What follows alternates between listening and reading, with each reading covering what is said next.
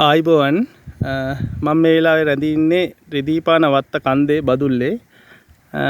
ඔබට පේනවා ඇති මෙතන අලුගොල්ල සමාධි බුද්ධ ප්‍රතිමා වහන්සේ වැඩ සිටිනවා. ඊට පස්සේ මේ පැත්තෙන් නමනුකුල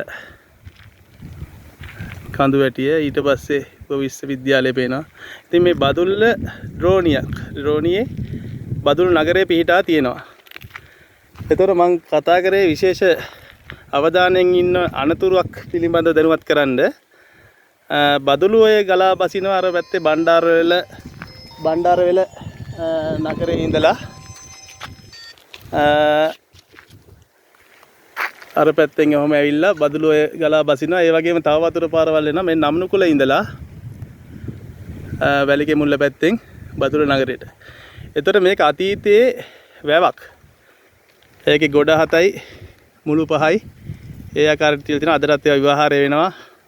විහාර ගොඩ කියන්නේ මුතියංගනේ තියෙන කොටස බදුළු වෙහෙර. කයිල්ල ගොඩ කිව්වට අයිල ගොඩ, ඒ කියන්නේ මිනි ගොඩ ගහපු තැන, මිනි වල දාපු තැන. ඊට පස්සේ හිඳ ගොඩ. එතකොට මේ පැත්තෙන් පුවක් ගොඩ මුල්ල. ඊට පස්සේ මේ පැත්තෙන් ගොම ගොඩ. ඒ ආදී වශයෙන් අදත් විහාරය වෙනවා. එතකොට වැලිකේ මුල්ල, ලිඳ මුල්ල, පුවක් ගොඩ මුල්ල, අර පැත්තෙන් හෑ ගොඩ කියලා තියෙනවා. ඒ විදිහට වැවක් තමයි අතීතයේ තිබ්බේ. එතකොට මම මේ කියන්න අදහස් කරේ මොකද්ද?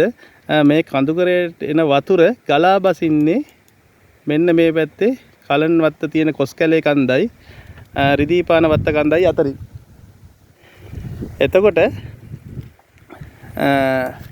දැන් මෙතෙන්ට ආවට පස්සේ මට පෙනී ගියේ මේ කොස්කැලේ කන්ද පැත්තෙන් තමයි. එතකොට මෙතන තියෙන මිනි පවර් ස්ටේෂන් එකක්. අතීතයේ වැවේ වතුර අඩු වෙන කාලේ පල්ලෙහා මේ පැත්තේ තියෙනවා මයංගන ප්‍රදේශයට යන්න තල් දෙන මේ පැත්තේ වතුර අඩු කාලයකදී මේ පැත්තේ වැව් බැම්ම කඩලා වතුර පල්ලෙහාට අරගෙන තියෙනවා. ඉන්පස්සේ ඉංග්‍රීසීන් අධිරාජ්‍ය සමයේදී දැන් වැව් පතුලේ තමයි රේස් කෝස් එක කියලා වැව් පිට්ටනිය හැදුවේ. ඒතර වැව හින්දලා ඒ වැව නැවත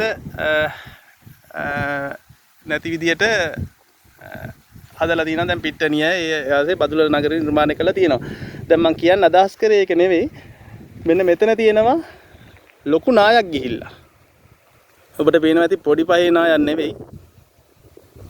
කන්ද මුදුනේ සිට පැමිණිලා. ගස් ගලවගෙන ඇවිල්ලා මෙහෙම කෙරෙම ගිහිල්ලා මෙතන මේ බදුළු ඔයටම ඇවිල්ලා තියෙනවා. ඒ බදුළු ඔය පල්ලෙහා මෙතන තියෙන මිනි පවර් ස්ටේෂන් එක. එතකොට මෙතනට ඇවිල්ලා යම්කිසි විදියකින් නායක් තව මේ නාය විතර නෙමෙයි තව නායවල් ගිහිලා තිනවා කොස්කැලේ කන්දේ. එතකොට මේ විදියට තව ලොකු නායක් පැමිණියොත් ඇතිවොත් යම්කිසි මේ දැන් ගත වෙච්ච කාලගුණ විපර්යාසත් එක්ක මෙන්න මෙතන නැවත අවහිර වෙනවා.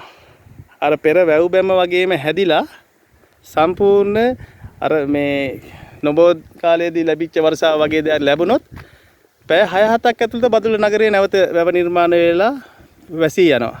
මෙන්න මේ අනතුරු පිළිබඳව රාජ්‍ය අංශ සහ සියලු වගකීම් නිලධාරීන් දැනුවත් කරන්න තමයි පෙර සූදානමකට ලෑස්ති වෙන්න කියලා තමයි මම මේ වීඩියෝ එක කරේ.